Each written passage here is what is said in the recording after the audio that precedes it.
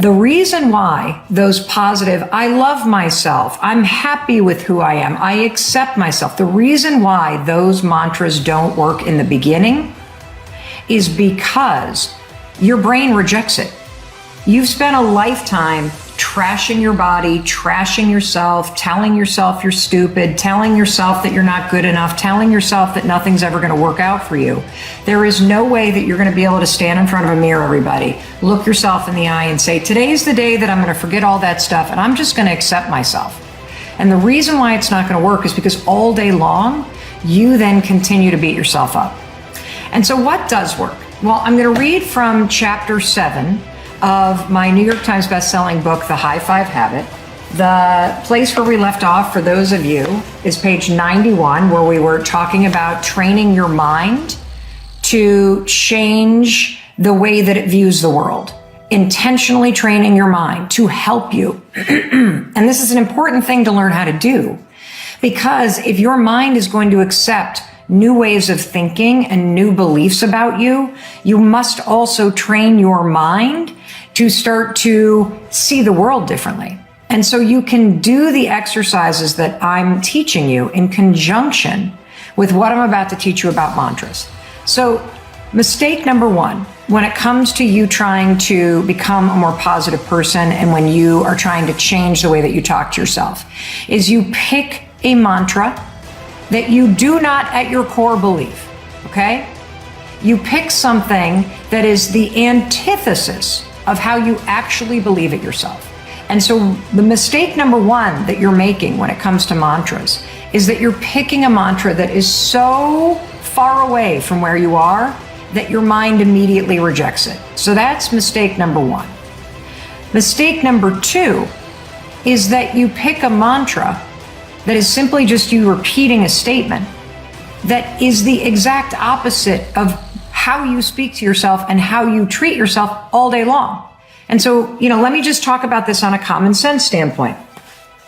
Let's say that you really want to become healthier, okay? How many of you want to become healthier, right? And you know all the things you need to do. How many of you want to become healthier and you know the specific actions you need to take in order to become healthier, right? Of course you know what to do. You know that you could eat better food. You know that you could get more sleep.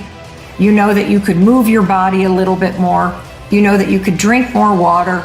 You know that you could lay off the booze and the fatty, starchy foods. All those little actions would add up to a much healthier you. Are you with me? Yes, of course you're with me. Okay, so knowing what to do is the easy part. Knowing kind of what you want, that's the easy part.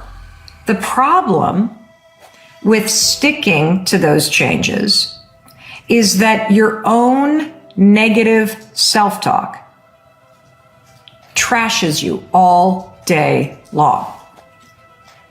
And the negative self-talk, I'm so fat, oh, there I go again, I said I wouldn't have dessert, but I did. Oh, I said I wouldn't drink tonight, and I just did. Oh, I said I was going to go gluten-free, and I didn't.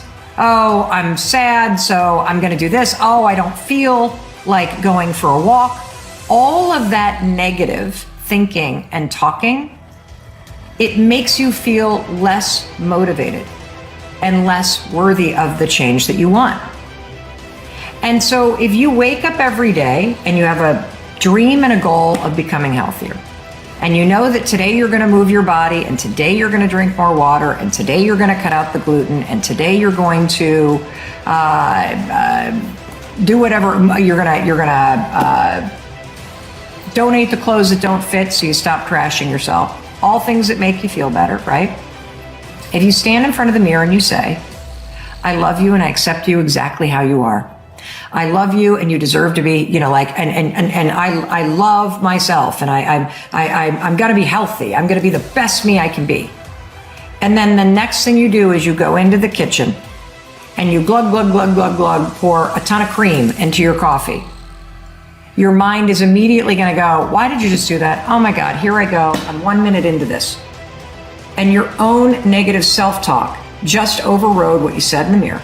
That mantra that I love myself and I accept myself. By the time you got into the kitchen, you have already trashed yourself. The pouring the cream in the coffee is an example that you don't love yourself. You're not sticking to your word. And now your motivation goes boo to change, right? This is why most mantras are complete bullshit. You're picking something you don't believe. So what will work? Because the truth is, research says that having a positive attitude, having an optimistic attitude, being kind to yourself is the secret to motivation and inspiration. When you treat yourself with respect, when you cheer yourself forward, when you forgive yourself when you screw up, you are going to feel more worthy, and you're going to feel more encouraged, and you're going to feel more likely to pick yourself back up, dump the coffee with the cream out, make the coffee with the plant-based thing that you said you would drink, shrug your shoulders, laugh that you just instinctively poured the cream in, and then there you go. Take a sip of your coffee. So we know that positive talk helps. We know that kindness helps when it comes to motivation. The problem is you're picking a mantra that is so pie in the sky, and it's making you feel far away from what you want. And so what will work? I'll tell you what works, and then I'm going to read to you from the High Five Habit. Mantras only work, number one, if you believe them. I'm going to say that again. Mantras only work if you believe them. So if you're somebody that has struggled with self-acceptance for a very long time, it will not work for you to stand in front of the mirror when you feel broken and you're at the beginning of your journey of taking control of your life. It will not work for you to stand in front of the mirror and to say, I love and accept myself. Because as you stand in front of the mirror and say that, your brain is going to be like, no, you don't. Did you see how you treated yourself yesterday? You do not love and accept yourself. I know I'm a ventriloquist now. I'm your brain. And then that truth, that your actions don't align with what you're saying, plummets your motivation and your desire to change. So what you have to do is pick a mantra that you actually believe. Number one, the secret to an optimistic mindset. You got to be maniacal about your intake. Negativity in here means negativity in your body gets stored here and negativity comes out here. It becomes this loop of negativity. And so in order to build a positive mindset, I want you to be maniacal about positive input. That means really watch your news intake. Do not be watching it every day. Get the facts, get what you need to know from a trusted, measured, calm, factual source, and then turn that off, okay? That's number one. Number two, edit your social media. Anything on your social media feeds should be helping you be more resilient, more optimistic, more positive.